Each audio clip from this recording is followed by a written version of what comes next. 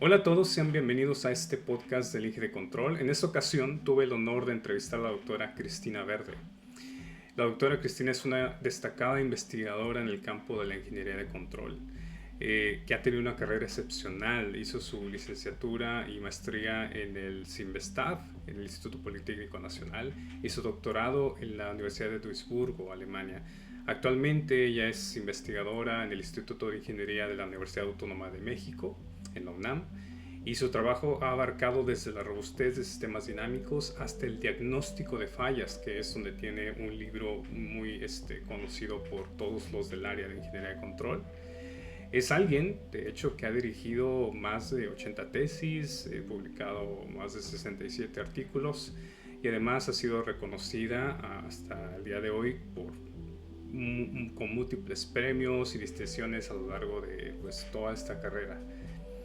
Vamos a dividir este podcast el día de hoy en dos partes. En la primera etapa aprenderemos sobre la ingeniería de control a través de la historia de la doctora Cristina Verde.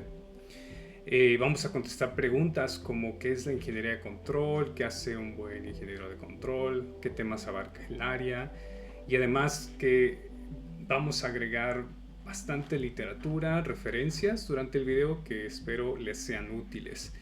En una segunda parte vamos a hablar más sobre la ingeniería de control específicamente en México, cómo se ha desarrollado la Asociación Mexicana de Control Automático, qué impacto a nivel industrial tienen los ingenieros de control, cuál es el estado actual de la investigación en control en México, o cómo podemos hacer investigación de alto impacto en la sociedad. Son preguntas que hicimos y que vamos a tener una conversación al respecto en esta segunda etapa. Entonces, sin más, acompáñenme a escuchar esta entrevista, conversación con la doctora Cristina Verde. Gracias por ver este video y escuchar el podcast.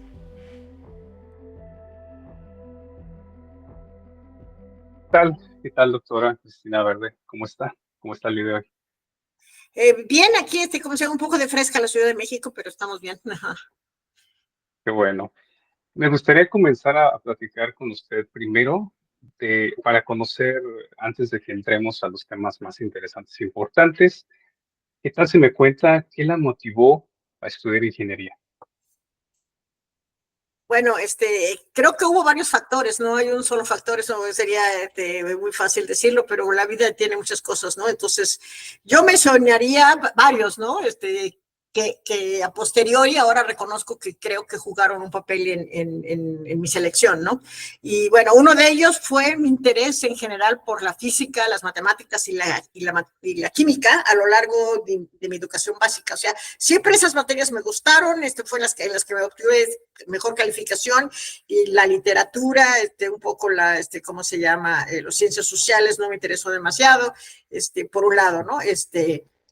Por otro lado, reconozco que hubo novelas y el tipo de lectura que leía yo cuando era adolescente que me motivaban mucho, ¿no? Que me llamaban mucho la atención, ¿no? Las obras de Julio Verne me llamaban mucho la atención, digamos, el de digamos, el viaje al centro de la Tierra o la vuelta al mundo en 80 días o la otra de la Luna, o sea, se veía que me atraía ese tipo de cosas más que otro tipo de temas. Eso luego lo saco muy a posteriori, ¿eh? Yo no estaba consciente en ese momento, ¿no? Y por otro lado, este, eh, eh, en mi época, el bachillerato en el Politécnico era de 2 años y en cambio en la universidad era de 3 años.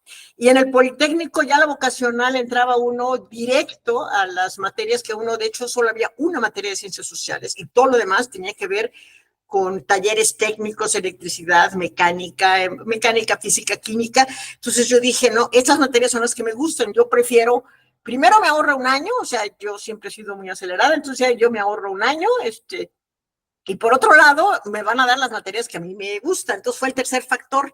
Y creo que uno muy importante en su momento, que ahorita probablemente no sería, aunque para muchas mujeres sí lo sería, tuve un entorno familiar muy favorable y de libertad, que me enseñó que lo que uno debe hacer es dedicarse a lo que a uno le interesa, eh, pero lo que hay que hacer es nada más establecer un compromiso en lo que es el gusto por el trabajo, porque si hay gusto por el trabajo, si uno no tiene gusto por lo que uno trabaja, le aseguro que investigador no va a ser uno, ¿no? ¿Cómo se llama? Y los recursos necesarios que uno necesita para vivir, tampoco se trata de ser mártir, no tenía un papá que dijera puedes vivir todo el tiempo dependiendo de mí. Entonces, creo que esos 4 factores son los que a posteriori, ¿no? Algunos no los tengo tan claros, probablemente el que tengo más claro es el de la vocación, el físico de decir me ahorré un año de preparatoria y el otro de decir que me gustaba la física y química, pero las otras cosas son a posteriori que digo, ¿qué lectura, qué leía yo en esa época? Y lo que me llevó a estudiar ingeniería, o sea, entrar a la vocacional, no necesariamente creyendo qué ingeniería iba a estudiar, sino ya queriendo decir nada más, quiero ser ingeniero, ¿no? Quiero estudiar ingeniería. ¿Y hubo algún mentor en especial que tuvo durante la ingeniería? En mentor, yo podría decir, de alguna manera yo siento que mis padres sí fueron mentores conmigo, y un tío que tuve, porque en mi casa se habló mucho, y con mi tío también hablábamos mucho de muchísimas cosas, ¿no? Entonces, no era una familia muy... mi papá decía, ustedes tienen que estudiar, ustedes tienen que salir adelante, y hagan lo que a ustedes les guste. Y cuando me vieron en una cola con 1000 hombres para entrar a la vocacional, tampoco dijeron, no entres, o sea, ellos venían los dos, mi mamá de tener tías fundadoras de Casa del Obrero Mundial, o sea, trabajadoras, mi padre tuvo una tía abuela, la primera médica de Yucatán, homeópata en Yucatán, mi abuela fue enfermera, o sea, el trabajar, mi papá veía que era indispensable dejar a sus hijas preparadas para poder trabajar, porque él había visto en su casa que como eran puras mujeres y solo hubo un hombre, y ese hombre se quedó con el dinero y se aprovechó de las otras mujeres en el siglo, a principios de siglo, digamos 1900, entonces como que él sintió que él no quería para sus hijas eso. Dice, se aprovechan de que tienes el papel de mujer y entonces el hombre se queda con todo el dinero, él era el que se borrachaba, el que se quedó con las tierras y las mujeres, pues ahí sobrevivieron. Salieron adelante porque creo que tuvieron suerte, ¿no? Les tocó la época de Felipe Carrillo Puerto en Yucatán, que es el primer presidente, digamos, el primer gobernador socialista que tuvo el país, mucho antes que la revolución. Entonces creo que esas cosas... hicieron que mi padre fuera una gente sensible y ayudaron a que yo hiciera lo que yo quisiera. Nunca me dijeron, no, eso no, para nada, ¿no? ¿Qué tienes que hacer eso? Pues lo hacemos. ¿Qué tienes que hacer esto? Pues lo hacemos. ¿Qué tienes que estar en el trabajo de ingeniería mecánica? Ah, pues tomas en el taller y que te tengo que comprar tales materiales, el buril, el no sé qué, el no sé cuánto para el taller mecánico, ¿cómo yo lo compro? O sea, nunca, pero ¿cómo vas a estar en el taller mecánico? ¿Cómo vas a estar y te vas a ensuciar las manos? Y, no, nada, que hazlo, pues es lo que tú quieres, pues hazlo. Entonces eso jugó un papel importante, ¿no? Creo que esas son las cosas que me quedan, ¿no? Al respecto, ¿no? Creo que la pregunta. Claro, ¿no? ¿Y cuándo fue que decide o qué hace que decida seguir continuando con su formación y hasta ahora que se convirtió en investigadora? ¿Hubo alguna situación, algo específico, o fue algo que ya desde que entró a la ingeniería ya tenía claro, que quería avanzar y aprender hasta lo más que pudiese? No, creo que son, ¿cómo se llama? Dos preguntas a la vez, ¿no? La primera es, cómo continuar, cómo seguir una carrera de investigación, y la primera es probablemente continuar con los estudios de doctorado, ¿no? Diría dos. Bueno, intercambiando voy el nombre, ¿no? Primero la pregunta es, ¿por qué decidir una carrera en el campo de la academia, ¿no? Y aclaro otra vez, es el marco histórico sin nada más para dejarlo claro, ¿no? Las condiciones de trabajo en México, para las mujeres estaban bastante más limitadas en los años 60, inclusive cuando hice mi servicio social en la Secretaría de Comunicaciones, me mandaron al departamento de Telex a ordenar Telex, cuando lo que yo quería era que me mandaran al departamento de microondas a aprender cosas de microondas, técnicas, o sea, me mandaron a un trabajo prácticamente de un burócrata de la Secretaría de Comunicaciones. Entonces yo dije, no, eso no me gusta, no es lo que yo estoy esperando, ¿sí? Y así me pasó también con un trabajo que tuve, y entonces dije, no, eso no es lo que me gusta, ¿cómo se llama? Entonces, empecé a darme cuenta que eso me iba a ser un poco más difícil y, ¿cómo se llama? Pero al realizar mi tesis de licenciatura y hacer una maestría en el CIMBESTAB del Politécnico, bueno, el Centro de Investigación y de Estudios Avanzados del Politécnico, establecí con profesores visitantes muy reconocidos internacionalmente. Y comprendí, primero, ahí fue donde comprendí la potencialidad de los sistemas de control. En ese momento, con mi maestría, me di cuenta de lo que se podía hacer y de hasta dónde nos puede llevar la ingeniería de control y la computación. Ya en ese momento ya se veía venir la computación y la importancia, ¿no? Y su potencialidad para su relevancia para abordar el problema de ingeniería, ¿no? Y fueron esos profesores con los que yo hablé, y en particular el profesor Yasundo Takahashi de la Universidad de Berkeley, quien me convenció de las pláticas que teníamos cuando comíamos juntos o nos encontrábamos ahí en el CIMBESTAB, que si no éramos los propios mexicanos que creáramos las instituciones de investigación, el país se requería, seguiríamos siempre dependiendo de la tecnología de los extranjeros, porque a mí me dieron prácticamente el 80% de mis profesores. Eran profesores que venían en el verano, nos daban 2 meses de clase intensivas, de 4 horas diarias, y se regresaban, y ya. Entonces, realmente mi maestría, aunque fue en México, sí fue con profesores de la talla de Yasundo Takahashi de Berkeley, de la talla de René David, ¿cómo se llama? De Perret, del laboratorio de Grenoble de Francia, que en ese momento eran laboratorios muy importantes, un laboratorio muy importante. Entonces, esa gente él nos hizo llegar, son ustedes, o sea, nos habló seríamos como 4 o 5 estudiantes que teníamos ahí, que nos dijo, es que ustedes son los que tienen que formar los grupos, no pueden esperar que nosotros extranjeros vamos a hacerlo, eso lo tenemos que hacer, tienen que hacer es desarrollar ustedes mismos aquí en los grupos de investigación. Y ese razonamiento fue como acepté, con ese razonamiento fue, al terminar la maestría decidí el trabajo que me ofrecieron en el Departamento de Ingeniería Eléctrica del CIMBESTAB. O sea que el ambiente del CIMBESTAB me pareció adecuado. La gente nos decía, señores, son ustedes los que lo van a hacer, nadie más va a trabajar por ustedes ni en el país, y ustedes lo van a tener que hacer como investigadores y crear la disciplina. Y empecé además a dar clases en el CIME, que me gustó, y me sentí satisfecha, y los alumnos creo que también lo sintieron, que decidí entonces quedarme en el Departamento de Ingeniería Eléctrica, no necesariamente haciendo un doctorado, era yo, ¿cómo se llama?, investigador asociado, pero ya me quedaba claro que era un lugar donde me gustaba trabajar y conocía yo mucha gente, intelectuales, y que me sentía a gusto en general, ¿no? Después regresó el profesor Paul Frank, uno de esos profesores visitantes que llegó 2 meses a dar cursos en la maestría, que me motivó prácticamente a trabajar a hacer sistemas de control robustos, y en ese momento se llamaban de baja sensibilidad, ¿no? Y me invitó a que yo me fuera a Duisburg, y entonces me convencí que con la maestría iba a ser siempre la que apoyaba, iba a ser la asistente de un investigador, pero que no iba a poder, ¿cómo se llama?, jugar el papel que se requería para realmente hacer un grupo en el CIMBESTAB.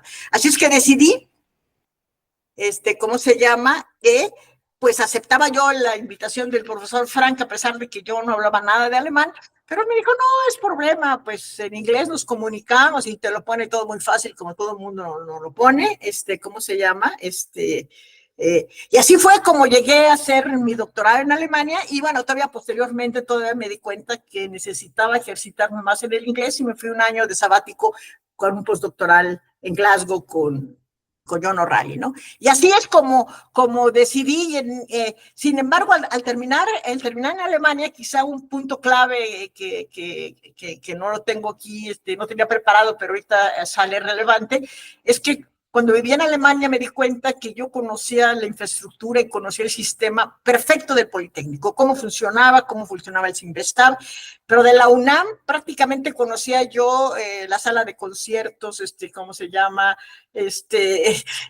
cosas diferentes, pero no la parte académica. Conocía muy poco de cómo funcionaba la Facultad de Ingeniería, cómo está dividida en los institutos, qué esquema tienen para dar los cursos, etcétera. Entonces, dije, ¿por qué no pruebas otro lugar? En general sí he sido muy inquieta en eso de decir, ábrete, hay que abrirse mucho más porque el poli lo tengo muy identificado, ellos me ofrecían ya de todas maneras trabajo, la gente del Sinvestaba mi regreso de Alemania, pero también me ofrecieron trabajo a algunos colegas que estaban en en la UNAM, y entonces decidí venirme al instituto y aceptar el puesto como ofrecían en el Instituto de Ingeniería. Y no me arrepiento, creo que conozco las dos instituciones, cada una tiene sus particularidades, fortalezas y debilidades tienen ambas, pero me siento bien y me he logrado desarrollar, yo diría cabalmente, en la universidad, y así fue como decidí, y he formado el grupo, fui coordinadora durante mucho tiempo, y fue así como crecí y decidí, y bueno, siento que he sido exitosa en las actividades que he tomado. Podría a lo mejor haber tomado más, pero también hay cosas que me gusta hacer y que no soy fan de estar completamente dedicada al trabajo, ¿no? Creo que también el oír música, el viajar, el conocer, el leer, me gustan. En la universidad hay mucho más interacción con gentes del área de humanidades que te ayudan, con gente del área de estéticas, de la pintura, el arte, y entonces me integré muy bien y encontré un ambiente, sentí un poco menos cuadrado como el de los ingenieros. Los ingenieros tendremos a ser cuadrados, a querer, no nos preguntes un poquito fuera de un cierto contexto porque no sabemos, algunos dicen no me interesan. Yo encontré que en la UNAM sí podía yo tanto desarrollarme como investigadora como pues tener esos gustos y platicar con gente y que me apoyara, que me mejoró, que me ayudaran a decir, hay que mejorar el lenguaje español, tienes que aprender esto, es mejor lo otro. Y creo que me ayudó estar en una institución. Y en el instituto donde yo estoy, en el Instituto de Ingeniería, es un instituto donde se desarrollan todas las ingenierías. O sea, en el Sinvestab yo me hubiera ido o me hubiera quedado con ingenieros en electrónica. Entonces me hubiera quedado en ese marco de referencia y ahí ese hubiera sido mi lenguaje. Acá en la universidad tiene la fortaleza es que en el instituto donde yo tenía son 4 subdirecciones, una de hidráulica, de estructuras, de mecánica, de medio ambiente. Entonces resulta que he trabajado en proyectos de medio ambiente, del área de hidráulica, del área de ingeniería civil de estructura y control de edificios. Entonces en el área de control que he desarrollado no se va a lo tradicional, sino, bueno, ¿cómo controlamos un edificio? Que los japoneses ya lo hacen. ¿Cómo controlo una planta de tratamiento de aguas, no? ¿Cómo controlo las presas Chicoacén, Malpaso y Angostura que nos dan la energía eléctrica del río Grijalva en el país? Entonces, eso te hace darte cuenta exactamente de la potencialidad y verificar, digamos, y probar, y darte cuenta que yo pude diseñar un filtro de Kalman en los años 80 para el río Grijalva, para cómo controlar las presas, ¿no? Para que no hubiera derrames derrames de las presas, no hubiera que tirar agua. Entonces, esas cosas no las aprendes si estás en un circuito cerrado, donde nada más hay electrónicos o mecánicos. Entonces, aprendí de esto, también estuve obviamente trabajando en cosas de ingeniería civil para el control de edificios y cómo controlarlos ante un temblor o un puente, ¿cómo se llama? Y también finalmente ya llegué al caso de sistemas de monitoreo para detección de redes de ductos y que también se pueden extender al caso de sistemas eléctricos. Entonces, eso creo que yo en el Politécnico no hubiera tenido esa posibilidad. Yo me hubiera quedado seguramente en el marco, y lo digo, muy tradicional, de ingeniería de control, hablando y que tu entorno fuera de pura ingeniería de control. O sea, mi entorno, y yo he trabajado con ingenieros mecánicos, ingenieros civiles, ingenieros, obviamente eléctricos, ingenieros de medio ambiente, y eso te fortalece. Sí, creo que sí, es verdad. Antes de que continuemos, porque sí quiero que nos adentremos a la parte de su área de expertise, de ingeniería de control, pero me llamó mucho la atención algo que mencionó en la historia de su formación. Menciona que hubo clases que tuvo de profesores extranjeros. ¿Se recuerdan como qué fechas fue esto y por qué se dio esta Claro que oportunidad? las tengo, fue 71 y 72. Empezó en ¿Y por qué 71, estuvieron, 72 y en 73 terminé la maestría. ¿y por qué estuvieron las invitaciones de estas personas del nivel extranjero? ¿Quién fue como que el que hizo la iniciativa de esto? ¿No Bueno, la sabías tú eso? iniciativa la tuvo, a ver, el primer profesor, el jefe del departamento de ingeniería eléctrica, que era Bernardo Rechkiman, que era del área de control, él se graduó en Grenoble, ¿sí? Y entonces así se trajo primero a cooperantes franceses, ¿sí? O sea, en esa época a los franceses les permitía no hacer un servicio militar si hacían un servicio social en un país. Y producto de eso es que gente como Bornard, como Sylvain Yantil, Jean-Michel Dion, o sea, gentes que vinieron, ¿cómo se llama? A México. Y los conocí y nos llevamos, fuimos a conocer las pirámides y demás, ¿no? Y así fue como, bueno, y René Perrey, que era de la misma edad que Yasundo Takahashi, él estaba en Berkeley, japonés, pero ya trabajando en Berkeley, es que lo conoció y dijo, pero miren, ustedes también tienen ahí una persona muy carismática que le interesa el control y que también les podría dar cursos de, ¿cómo se llama? Porque también vino gente de Texas y vino, pero digamos, el grupo de Grenoble y el grupo de Berkeley, David Auslender también, ¿cómo se llama? Vinieron aquí y nos daban los cursos. Entonces, realmente, digamos, la semilla fue Rechkiman, ¿eh? Pero una gente que dijo, a ver, ¿cómo le hago? Porque yo no puedo dar 20 cursos y no puedo saber de A, de B, de C y de D. Entonces, él, sí, una gente primero muy bien relacionada, y que seguramente dejó sus relaciones muy bien en Grenoble, que el primero que vino fue de, ¿cómo se llama? Perret, y luego cuando se vio que se podrían traer a cooperantes, prácticamente, toda la maestría nos la dieron buena parte de los franceses y los otros que venían de fuera, pero eran profesores extranjeros, porque no había profesores, no había más que uno o dos. En la universidad no fue el caso. En la UNAM sí se quedaron, estoy hablando del Poli, en la universidad sí se quedaron con 3 gentes que habían traído y se trajeron de MIT, ¿eh? O sea, Roberto Canales, Renato Barrera y Marco Murray Lazo, los habían traído, fueron alumnos graduados de MIT que llegaron, pero que ellos no pensaron, ellos mismos se echaron, pero como eran 3, se sintieron que los 3 podían dar los cursos y no hicieron esa idea de colaborar y traer más gente extranjera. Allá Bernardo Rechkiman, como estaba solito, seguramente dijo, no, yo aquí no puedo. Yo necesito traerme a profesores visitantes. Y es difícil que un profesor visitante venga, de mucho prestigio, es muy difícil que venga por un año, ¿sí? El que vino, digamos, de la gente más prestigiosa fue Bornard, pero él venía cuando él acababa de terminar. Y lo vino a hacer porque eso le perdonaban el servicio militar. Si venía aquí un año. Entonces hubo muchos que dijeron, pues ¿a quién le dan pan que llore, no? O sea, prefiero ir a México, su currículum lo aumentan, aprenden el español, o sea, veían las ventajas de trabajar un año en el extranjero, ¿cómo se llama? Y no estar en un cuartel.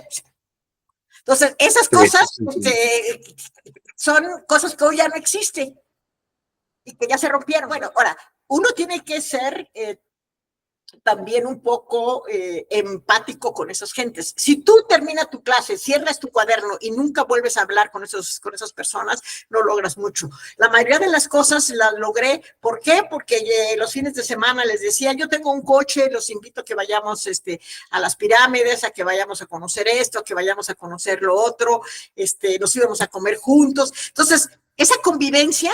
De hecho, tengo fotos, ¿no? De ellos, de una foto de Takahashi, nos fuimos con todos los estudiantes al ver a los voladores de Papantla y a ver Tajín. O sea, esas cosas te ayudan mucho más que te enseñe el teorema de Lyapunov.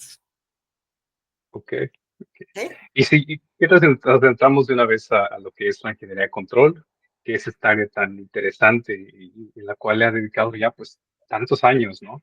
Entonces, dado su experiencia, ¿cómo define? Quizás sería bueno para también los que nos escuchan, ¿cómo define el control automático? Creo que conviene definir y hablar separadamente primero de lo que es el control y luego qué quiere decir automático, porque realmente automático es una propiedad, es un adjetivo que se le pone al control para denotar que se hace de una manera, ¿cómo se llama?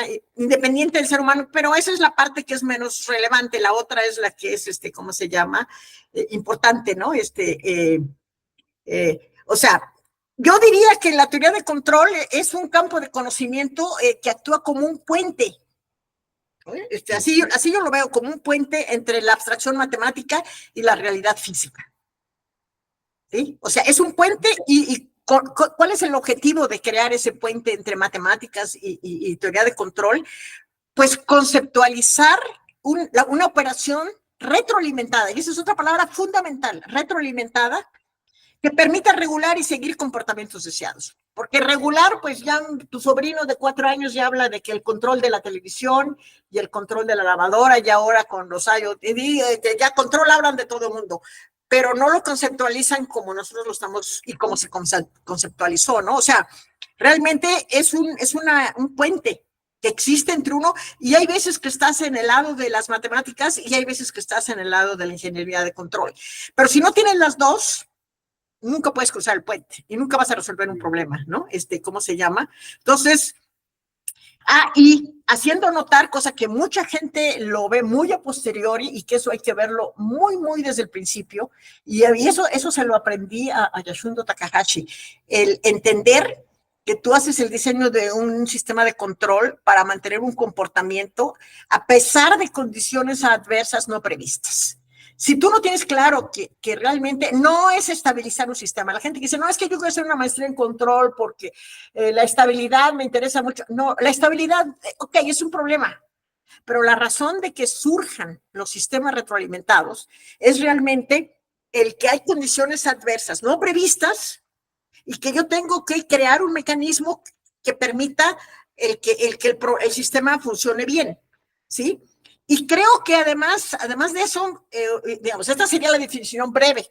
Y luego una cosa muy importante es que me parece que el control de procesos realmente surge desde que el hombre se vuelve sedentario. Desde entonces surge, ¿eh? No es producto de ahorita, ¿no? Claro, y surge de una manera empírica en la agricultura y la domesticación de animales. O sea, ¿cuál era el objetivo? Pues ahora se lo preguntas y te van a decir, sí, maximizar la cosecha. Y si no llueve, pues yo todavía, mientras no llueva, mientras yo no tenga esto, yo no puedo hacer esto. Después tengo que hacer esto. Tampoco voy a dejar ahí las manzanas todo el tiempo porque se pudren. O sea, ¿cuánto tardó la humanidad en desarrollar realmente la agricultura y tener una manera de poder sobrevivir de ella? ¿Y por qué castran a las reses para tener mayor potencia de un animal? ¿O por qué al burro también para tener el as? O sea, eso lo hacen porque necesitaban maximizar, necesitaban tener un mejor desempeño. Era empírico, pero el control estaba ahí y ellos seguramente se dieron cuenta, a lo mejor hasta por accidente, ¿sí? Como pudo haber sido el fuego, como pudo haber... ¿Cuánto tiempo tuvieron que haber aprendido y darse cuenta, tardar, para poder fundir un metal? ¿Cuánto tiempo y cómo tuvieron que hacerle para el cristal, el que pudieran fundir también el cristal? Entonces, esas cosas son procesos empíricos, ¿sí? Como tu abuelita o como tu tarabuelita hacía las tortillas, eso era empírico, ¿sí? Pero es un proceso de control.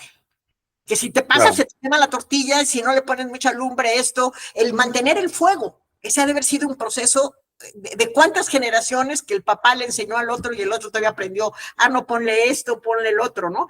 Entonces, creo, y ellos aprendieron a lidiar con esas perturbaciones, cuando había fuego, cuando no había viento, cuando había una tormenta, cuando había un huracán, todo eso ellos lo aprendieron. O sea, las montañas y las ruinas estaban puestos en lugares estratégicos, que donde podían ver al invasor, o sea, ellos desarrollaban el control, pero empíricamente. ¿Por qué? Porque el control como tal y la retroalimentación como tal, pues es algo que es producto o somos más bien producto de la evolución, ¿sí? Y después surge un pedazo en el que podemos decir que entonces de ser empírico se volvió un arte, ¿sí? Hasta antes de la revolución industrial podríamos decir que eso fue, ¿cómo se llama? Un arte, ¿no? Y empezaron a ver ingeniería de procesos, a hacer conocimientos de física y conocimientos de matemáticas que empezaron a entender por qué la relación Luna y la Tierra, los astrónomos lo hacían, Y son fenómenos que son sistemas retroalimentados, naturales, nadie les puso ahí ni un PID ni ningún control. La naturaleza misma, el propio sistema solar así lo hizo, ¿no? Momento, Watt es el que empieza a madurar y aprovecha la retroalimentación, y aquí, ahí sí ya digo, aprovecha, porque él estaba inconsciente que eso tenía que ser para diseñar la máquina de vapor, pero no pudo justificar por qué funcionaba y por qué tenía error en estado permanente cero. Fue Maxwell el que posteriormente, casi a finales del siglo XIX, cuando, ¿cómo se llama? Da inicio a la etapa de transición, motivado por la necesidad de regular la generación de electricidad cuando surge la electricidad y diseñar autopilotos para los aeroplanos. O sea, ahí empiezan a decir, no, esto hay que darle y meterle a los barcos también, esto hay que estabilidad de los barcos, no, esto se necesita, digamos, la vela.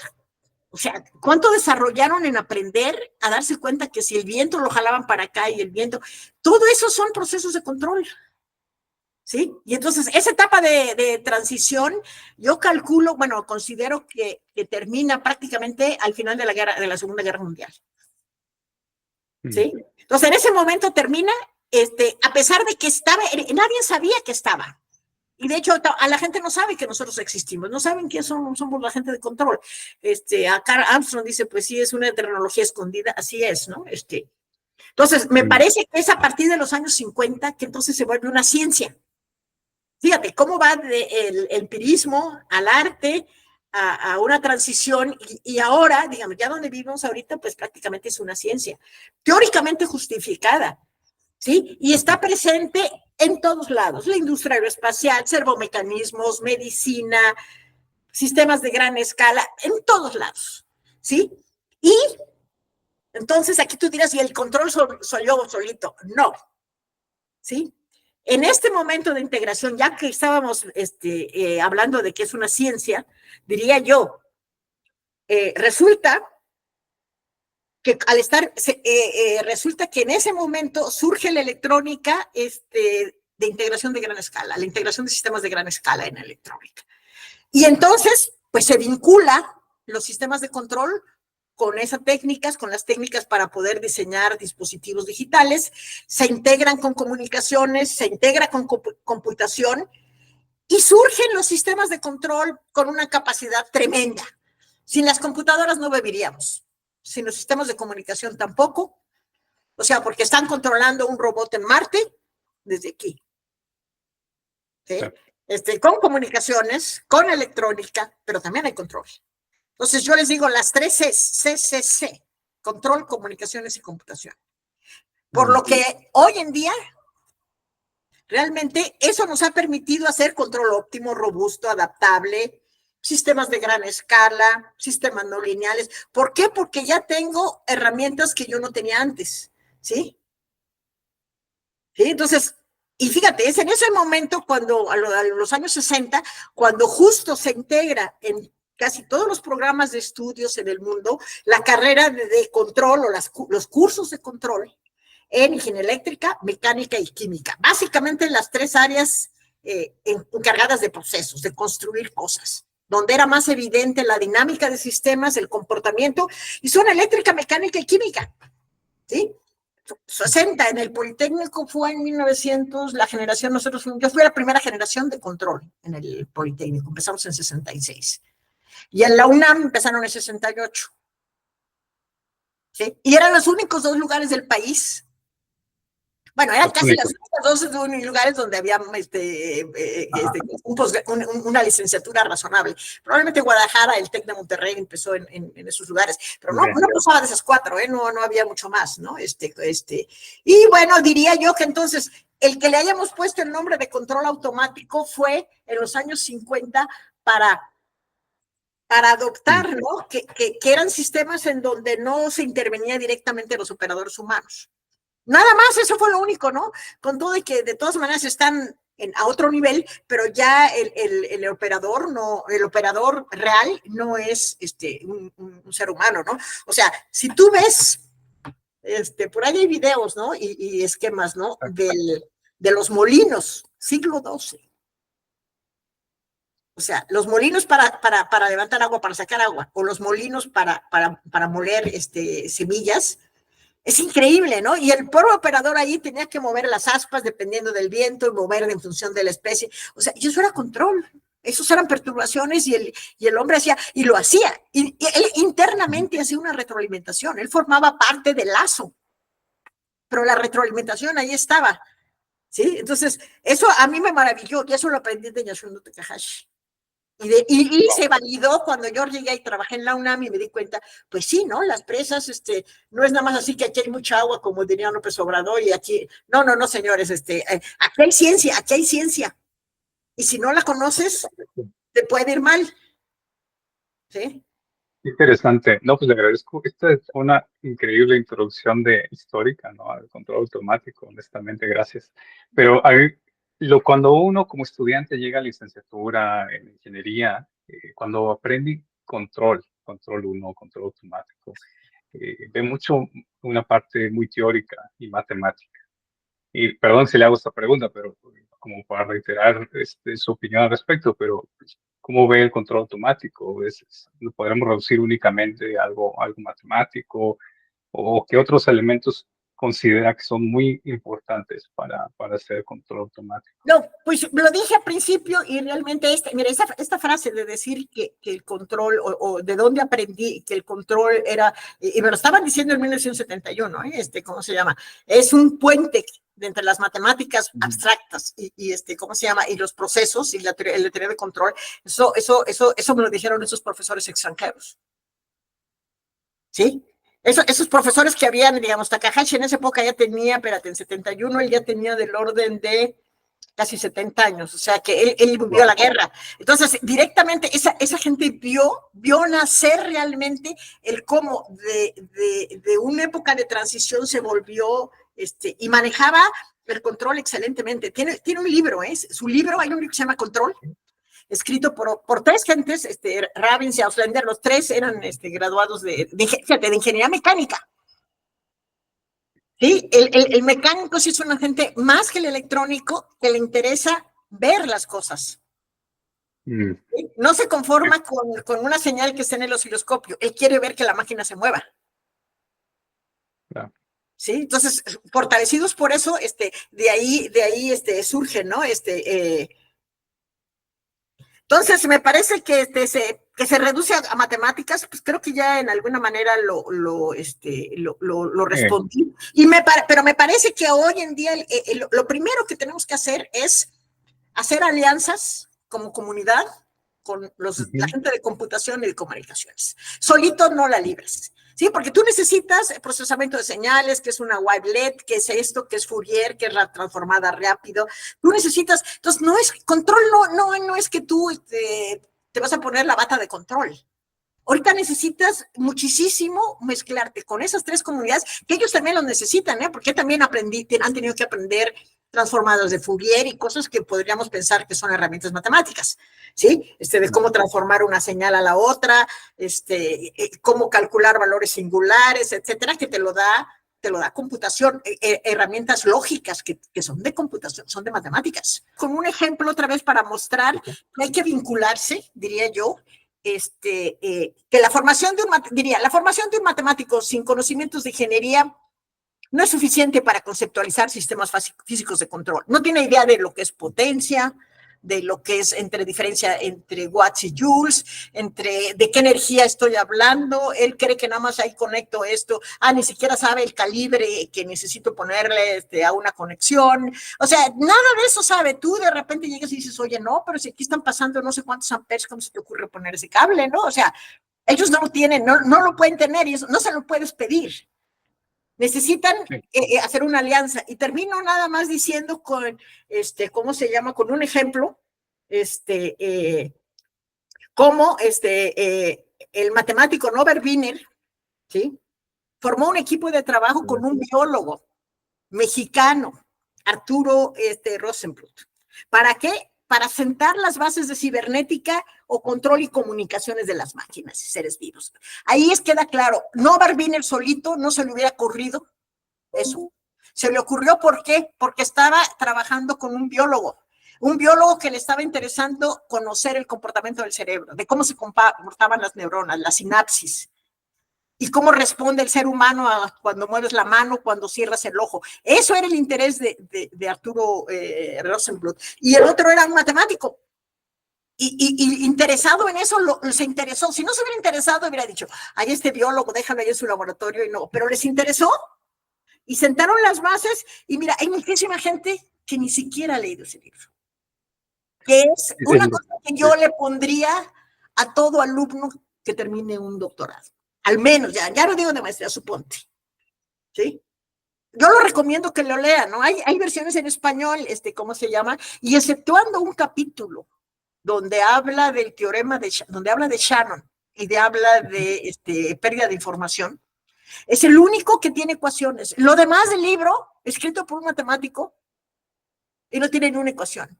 Y si lees igual el libro del principio, como el de John von Neumann, como principio de la computación se llama, o el cerebro y la computación creo que se llama, igual. Entonces, tú vas a ver que no tienen ecuaciones, tienen conceptos. ¿Por qué? Porque se mezclaron.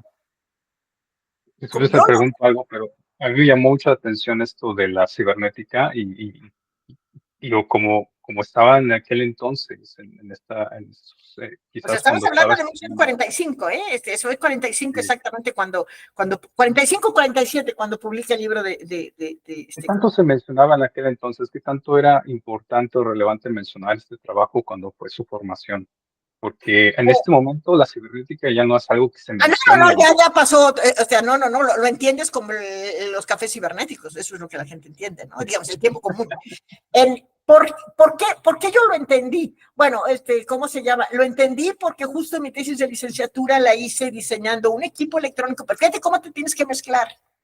Mi tesis de licenciatura fue, de hecho, era una como computadorcita, pero analógica, hecho con amplificadores operacionales, que calculaba medias variancias de comportamiento de animales. Y trabajaba en un laboratorio con un biólogo, con Pablo Rodomín, que es un premio Príncipe de Asturias mexicano. Entonces, de ahí esos libros, yo empecé porque dije, a ver, ¿por qué me dicen? Yo tengo que calcular que si la variancia y la latencia, o sea, sinapsis y todos los términos que usan los que hacen redes neuronales, yo los aprendí biológicamente. Porque tenía que hacer el aparatito que calculaba la media, la variancia y calculaba cuándo, para responder, que responden todo o nada. Todo eso yo lo aprendí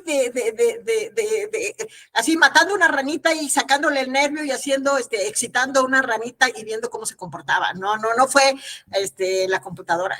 ¿Sí? Entonces, pero fíjate cómo son circunstancias que te van llevando, por eso es muy difícil que uno diga qué fue lo que te motivó. Yo lo vi ahí, no me quise quedar con ellos, reconozco, Pablo Rudolín quería que me quedara a trabajar con él con biología, pero el olor a los animales y el olor a la sangre y lo que es empezar un laboratorio de biología, eso sí no iba conmigo.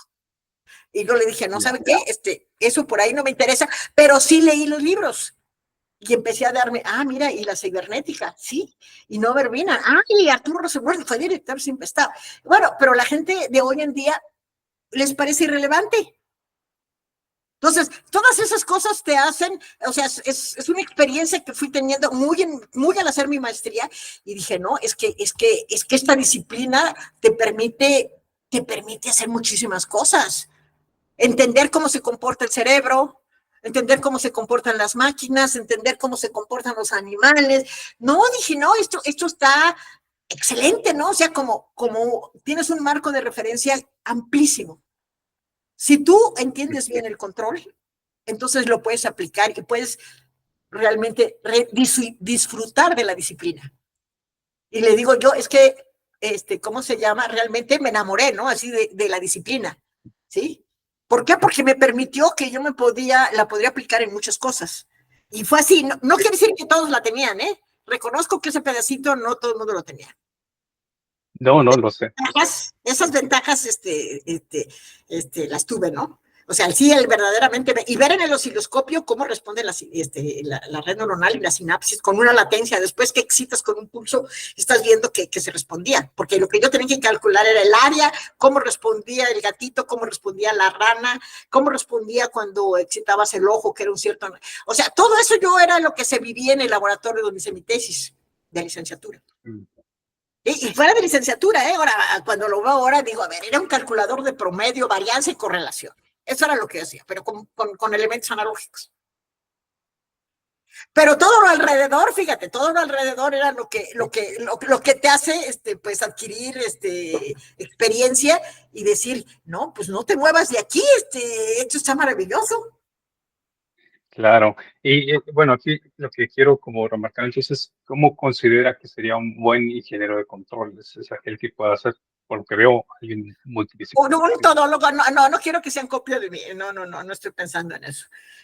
¿Cómo se llama? Creo que sí un bueno, le diría un ingeniero de control capaz. Creo que debería ser la palabra que debíamos usar para denotarlo. No bueno, que es bueno, ¿no? O sea, es capaz. Pero creo que como cualquier profesor en oficio, se requiere primero, y lo dije muy al principio, interés por el trabajo. Si tú no estás interesado y lo único que esperas es que suene la chicharra para irte a, ¿cómo se llama?, a tu casa, estás mal. ¿Sí? Te tiene que interesar tu trabajo. ¿Sí? Y tienes que, desde un principio, tener una cierta capacidad, sería lo que te diría, pero debe de ocurrir en muchas disciplinas, es capacidad para analizar los proyectos en los cuales vas a trabajar. ¿Sí? Okay. O sea, si tú aprendes a capacitarte, digamos, a decir, bueno, a ver, déjame definir antes de iniciar el trabajo, porque la gente llega y dice, no, mire, yo sé usar H infinito, no, yo sé usar un control con modos deslizantes. Ahorita se lo aplico ese sistema, estás mal. Lo primero que tienes que ver es, híjole, ¿qué es lo que me están pidiendo? ¿Y cuál es la mejor técnica para ello? ¿Sí? Si tú no haces esa parte, te aseguro que te vas a tener muchos tropiezos. Y entonces, pues no te vas a ver, no vas a ser un ingeniero de control capaz. La gente va a decir, no, mira, este cuate primero tarda como 3 años en que ya entiende el problema. Y luego ya empieza a resolverlo porque probó y cuando no le funcionó probó el otro, y luego el otro, y luego el otro. Entonces, lo primero es, ¿qué se puede hacer con ese sistema? Entenderlo cabalmente. Bornar es que es un investigador, bueno, yo sé que no se ha muerto, era un investigador de Grenoble, justo de ingeniero químico. Él me decía, él trabajó para ¿cómo se llama? Los países árabes, Saudi Arabia, en petroquímicas. Y me decía, para diseñar un control, yo me tardo 1 año, ¿sí?, en realmente entender cómo está toda la refinería, todo el lugar, cuáles son todas las variables, qué efecto tiene esto, qué pasa con esto, y era una gente muy capaz, pero decía, me tardó 1 año para que entonces yo pueda decir, mira, aquí el problema está aquí, acá el problema está aquí está. Y una vez que lo defines y dices, ¿dónde está la causa? ¿Qué me lo causa? Y yo tengo que quitar ese problema. Después, entonces, sí, ya te haces uso, te vas entonces de ese lado de la teoría de control, te vas al punto de matemáticas y dices, a ver, ¿qué herramienta tengo para atacar el problema de perturbaciones? ¿Qué problema tengo para atacar el problema de identificación de parámetros? ¿Qué problema? Y entonces resuelves el problema. Pero si tú quieres empezar por acá y dejas al revés el proceso al final, no, ahora, así nos forma. ¿Por qué? Porque dicen, mira, no te preocupes, siempre es X punto igual a F de XU, y de ahí tú te arrancas. Chin, mano, ¿qué es F de XU? ¿No? O sea, sí, entiendo. Y mencionó, estamos al revés en general. claro, eso lo entiendo como un problema desde el punto de vista muy personal. Creo que tiene que ver mucho desde mi lado con una formación un poco también física que tuve, porque los físicos también no ven el mundo primero desde la estructura matemática, sino también el problema, y después ya ven qué lenguaje usar para describirlo. Sí, ¿no? ¿Y qué lenguaje uso primero? O sea, ¿qué herramientas, qué modelo le voy a tipo de poner? ¿Requiero ecuaciones diferenciales parciales o me vale con una recta para definir mi problema, no? Entonces, alguien llega y dice, no, yo quiero utilizar modos deslizantes porque qué robustos ante no sé qué, y el otro no lineal. A ver, la nulidad que tienes ahí ni se aprecia, ¿no? Hoy quien te diga que un transistor es un elemento no lineal, dices, ¿sabes qué? Estás mal, ¿no? O sea, la técnica de construcción ha mejorado tanto Eso ya no lo tienes, ¿no? O sea, se quedan los sistemas mecánicos siguen, los sistemas químicos siguen todavía teniendo muchas no linealidades, pero lo que es la electrónica sí, que en mi época el transistor se calentaba y entonces era un ruido que hacía, pues no, ya los transistores, eso, lo pongas a donde lo pongas el circuito integrado, no le pasa nada, ¿no? O sea, entonces, eso creo que, ¿cómo se llama? Hacer un análisis de las limitaciones reales de un proceso permite formular la tarea de manera más precisa y lograr diseños exitosos, y entonces, pues ese es un ingeniero de control capaz. Claro. Mencionó cuando estaba trabajando en su licenciatura esta parte de las redes neuronales, y en el presente es un tema en boga, es algo bien popular, el análisis pues sí, pues sí, ahí están. Si quieres ahorita cuando hables, cuando toquemos a otros puntos podría ser por eso a mí me da mucha risa que nos ponen la sinapsis y la gente no está entendiendo eso. Hay como por los cientos tipos, hay muchísimas neuronas, cada animal los tiene, el propio ser humano tiene diferentes tipos de neuronas, son general sistemas no lineales, no nada más que se lo ponen a un, entonces es digamos, las redecitas, ¿cuántas tengo de diferentes tipos? ¿Cómo se deterioran? O sea, digo, no me metí mucho más porque dije, no, la biología no me interesa, pero lo dejé ahí, ¿no? O sea, y ya cuando empezaron las redes neuronales dije, ahora lo quieren hacer, bueno, y está bien, porque de todas maneras los controleros lo único que estamos haciendo es, de alguna manera, formalizar cosas que ocurren en la naturaleza. Si tú te imaginas, o sea, ¿qué leyes existen? Porque no es nada más la ley de atracción entre la Luna y la Tierra, ¿no? Es que, ¿qué hace que un sistema tan complejo como es el sistema solar funcione y puedas decir que cada 365 días se forma un año que dura 24? ¿Cómo funciona todo ese mecanismo? Eso tiene que haber ahí cuántos lazos de control, interconexión, ¿no? Los libros, claro, de académicos, pues, ¿qué nos muestran? Pues el problema de que yo te dejo, resuelve este sistemita mecánico, resuelve el problema del robotito, del péndulo invertido, usando este tipo de control. Pues sí, porque es lo que nos enseñan en la clase, porque eso es para que aprendas la técnica, pero no quiere decir que a eso se va a reducir lo que tú sabes. Por eso ahí cambia, ¿no? Ahí sí tú partes de lo que dices, yo parto de, te doy y te digo, lo quiero que lo demuestres utilizando sistemas no lineales. Bueno, chun. Sí, pero yo te digo, a ver, no te digo con qué técnica, te digo, ahí está el péndulo, a ver, arráncalo. ¿Cuál es la mejor técnica? Esa problemática no es la que les ponemos a los estudiantes. No sé por qué, pero bueno, tiene que ver con la poca experiencia también, yo supongo que las materias tampoco están todavía suficientemente adecuadas para que... En otros países la madurez es mayor. Pero el gran conflicto es que nosotros tenemos muchos profesores que realmente no tienen, antes de tener esa experiencia en el extranjero, un profesor pasa por muchos pasos.